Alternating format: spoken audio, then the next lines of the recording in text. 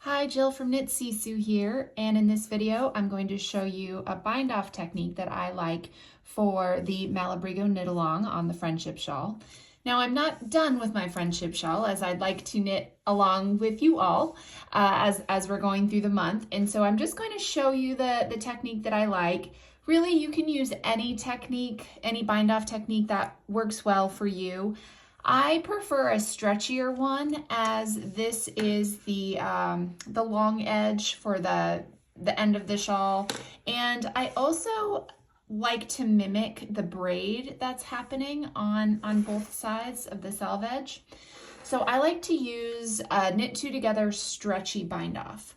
Now you're going to be binding off after a garter section, a colorful garter section. It won't look like this because again, I'm not complete, but on your right side row for the bind off, you are going to not do an increase. So this is the only row, right side row in the whole piece that you're not going to do an increase. You can slip the first stitch. You don't have to slip the first stitch. I'm actually not going to. So here's the bind off technique I like. I knit one, that's my setup, and then I yarn over, knit two together.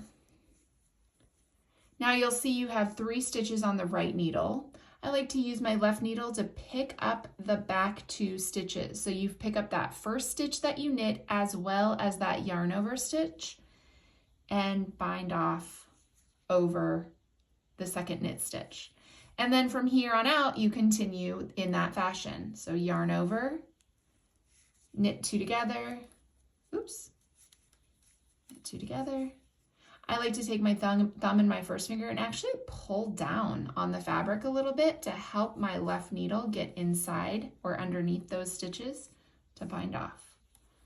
Yarn over, knit 2 together.